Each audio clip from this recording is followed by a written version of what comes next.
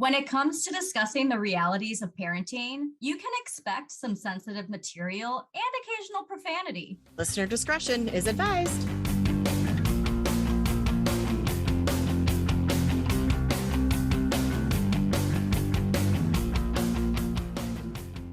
Welcome to Anonymous Mom, a podcast where two childhood friends reconnect to discuss mom life, adulting, and everything in between. And today we are talking about the Sunday Scaries. And this is something I had literally never heard of until you suggested it for a topic. Yeah, I was dying that you didn't know. I love it. Trying to explain it to you was funny because my kids in the background like, she hasn't heard of Sunday Scaries either. And I'm like, no, maybe people with extreme anxiety are the only ones who know about Sunday Scaries.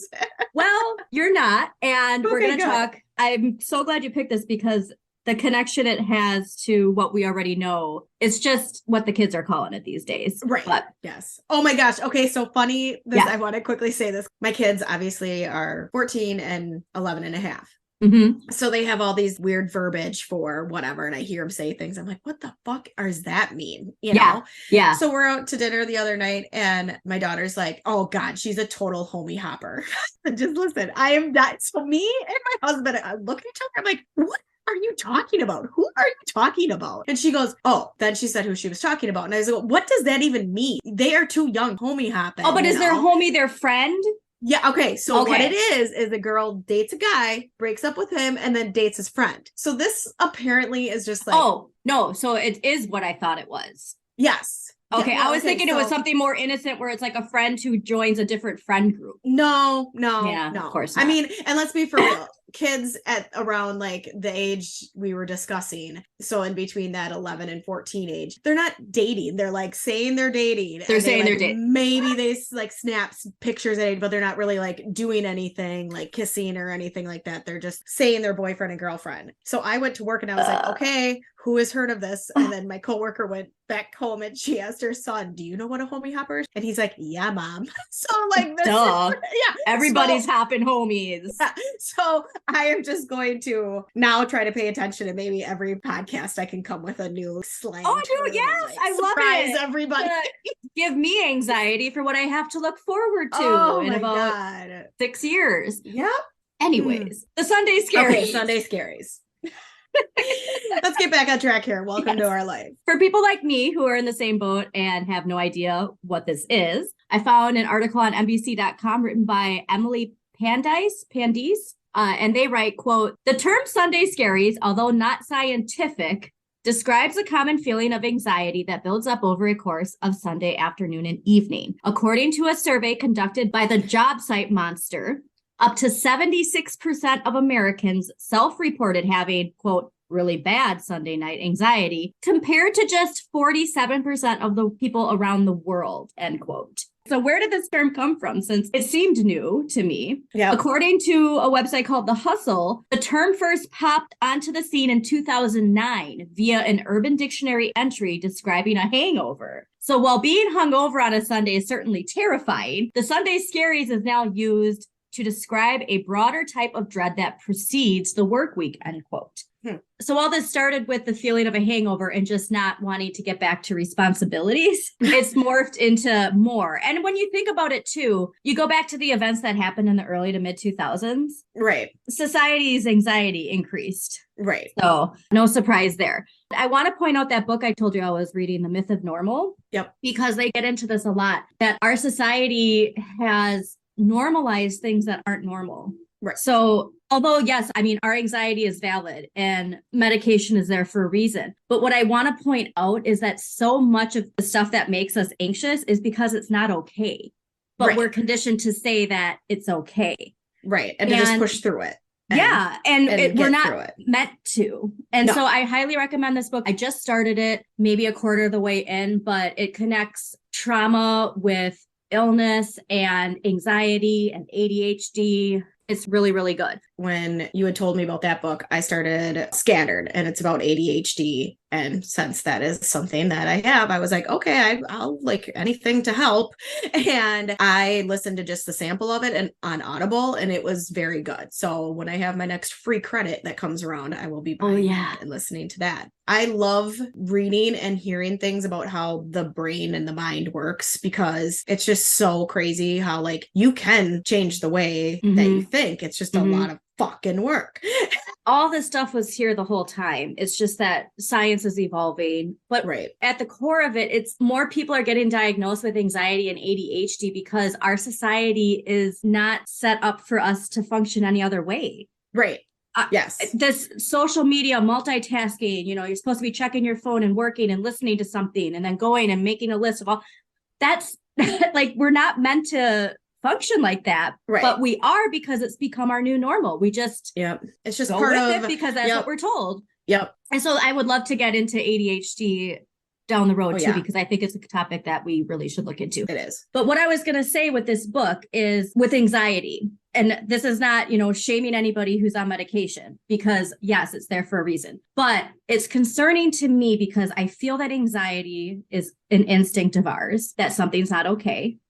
This is not on the individual. This is on our society and on pharmaceutical companies. That pharmaceutical companies tend to want to make people dependent because that's how they make money. Right. And so instead of us shifting certain structures to make life less anxious, we just are upping the amount of prescriptions that we give people.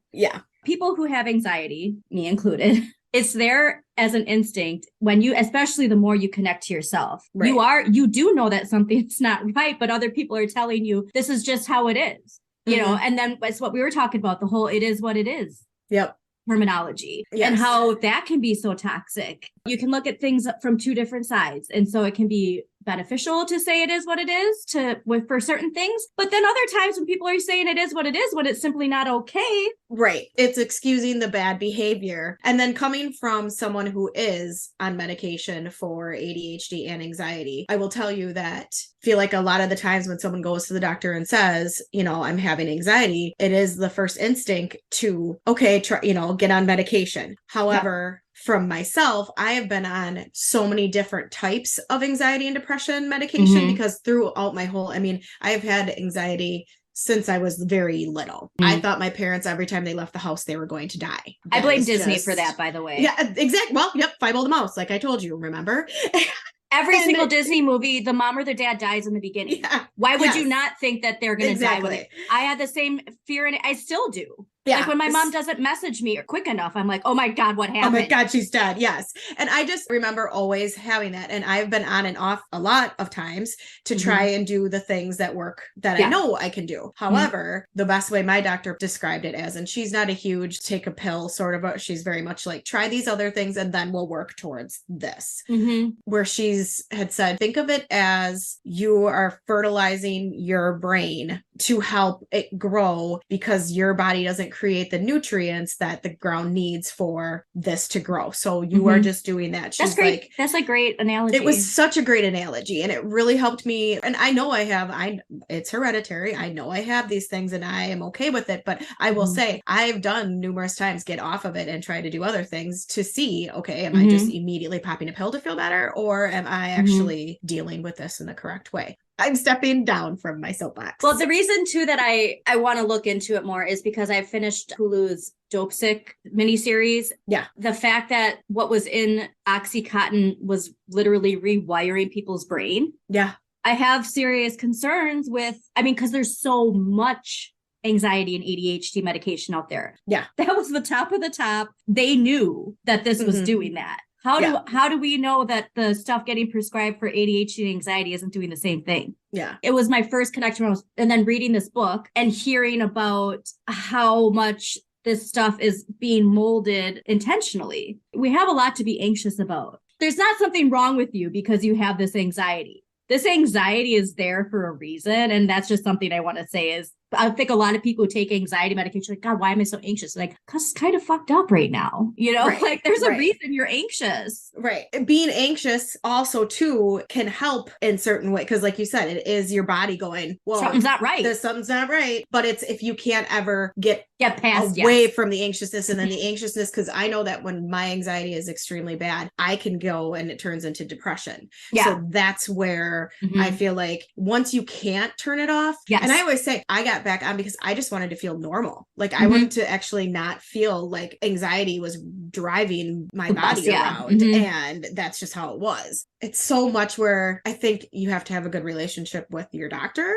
to be able to have these conversations, and also know that sometimes taking that anxiety medication can help you feel better and maybe get to a point where you realize what you feel like without anxiety. And if tapering off, like if you were going through a moment in life that you needed that to get, I know that's people just what who have concerns done that. me. Yeah. Is that knowing that pharmaceuticals are fully aware that they are prescribing things that make people dependent on it. That's why I get nervous, because the whole chain of command is it goes from the pharmaceutical to the seller. The seller is being told this from the pharmaceutical company. And then they're telling the doctor's believing what they're saying because they say they have studies about it. And it's not all factual. And that's what's terrifying to me is we don't know. Yeah. I would like to just see us pushing more for validating this anxiety crisis that we have, because it's there for a reason. Yeah. I'd love to get back to the Sunday Scaries just being fucking hungover as shit, really. Yeah. Yeah. But I mean, I definitely had this feeling, but I never had a 9 to 5. The whole term Sunday Scary, like I had, being so hungover, because obviously I worked in the service industry and was wasted all the time. And, and for me, it was the anxiety of people. The reason I drank so much is it's hard for me to socialize. And the profession I was in, that was my job. Yeah. To pretend I liked people. Yep. And that is difficult. It is really hard.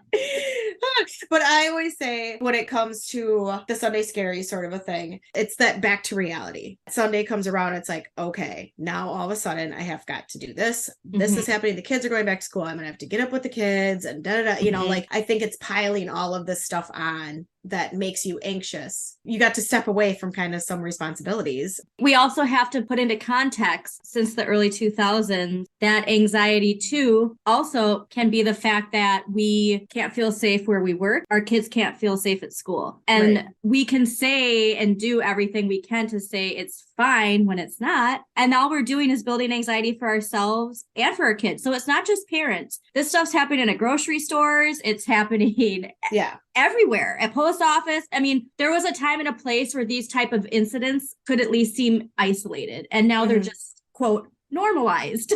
You should be terrified. You should have this anxiety. It's not okay. It's not normal, but we've normalized it. And our kids should have this anxiety too. And I really hope that we can actually do the right thing and put it in that context. So I want to just highlight that this has been around for longer than 2009. It's a concept that I better know as existential dread. So the Sunday Scaries are really just an existential crisis. It's just that existential crises used to happen at certain points in your life. It's like a rite of passage. It would be the next stage of your life: teenager, quarter life, midlife, later life. You'd have these pinnacle moments where this anxiety would build up and you'd have to push through to the next stage. Right. So like, for example, when you're a teenager, it's that dependence versus independent stage of your life. Yeah. You've been dependent on your parents, but you need to have this independence. And there's that conflict, especially, depending on how you've been raised, whether you've been raised to be independent or dependent. Yeah. This is another point for more context, is existential crises are accompanied by anxiety and stress, often to a degree that they disturbs one's normal functioning in everyday life and can lead to depression. Does that sound familiar? Yeah, totally. Get you. So this is where I'm trying to make my point, is what this Sunday Scaries is existential crisis. But existential crisis, you're only supposed to experience at certain stages of your life. We're experiencing now every week. Yeah. Because every week is that feeling of, it is the same anxiety as an existential crisis. It's just that we have normalized our society to function in a way where that anxiety is felt every single day, every single week. Yeah. And we're not meant to do that. I just hope that we can get to a point where we can talk about this, normalize it, but not normalize it in a sense where it is what it is, just deal with it. Right. Normalize talking about it to create change so that we can maybe get back to where this is just part of certain stages in your life and not literally every single day. Yeah. And I think a lot of it, when it comes to the dread of going back to work or going back to the routine or whatever, I think also too, it's so much pressure, especially as women, we put a lot of pressure on ourselves to make sure, you know, we're a mom, a wife, all these things. And then We're make exhausted. sure and then make sure you hustle really hard, because if you want to get ahead and you want to be better than everybody else, you got to work harder. I just feel like sometimes we put all that pressure on ourselves, and having a step back and think about, is this really worth getting this worried and upset about that? But that's hard too, you know. I know that's putting pressure. See, but that's the thing though, is I want to highlight right now, you're putting all the pressure on yourself instead of the pressure on what is causing this to be how we're functioning. Yeah. We tend to put it all on ourselves and what I can do to navigate through this instead of actually changing the structure that's causing us to feel this way. Yeah. That's the point I want to make, is we put all that pressure on what we can do as the individual, where I think we need to start putting the pressure elsewhere.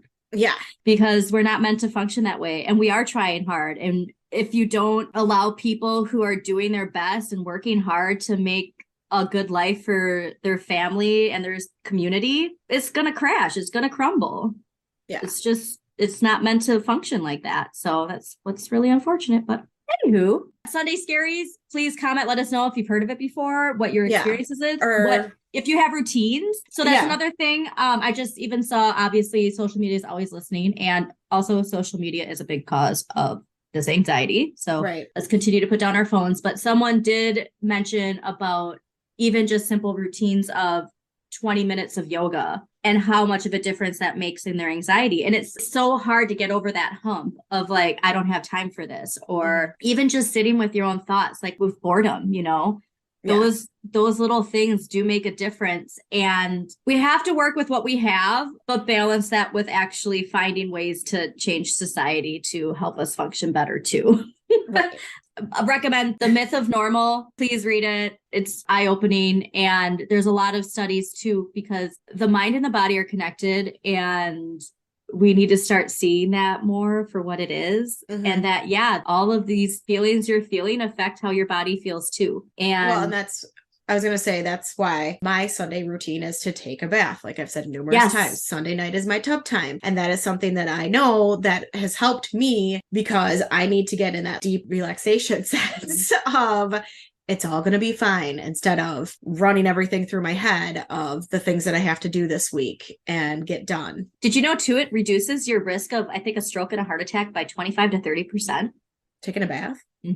Sweet. Yeah, I really need to take a bath. And that one time I finally was like, I'm getting into this routine. No hot water. Every Saturday. First time I have lived here in a year and a half, no fucking hot water. It's like, what? Drive me crazy. What? I would be boiling water. I told my mom, I'm like, should I just boil pots of water? And she goes, no.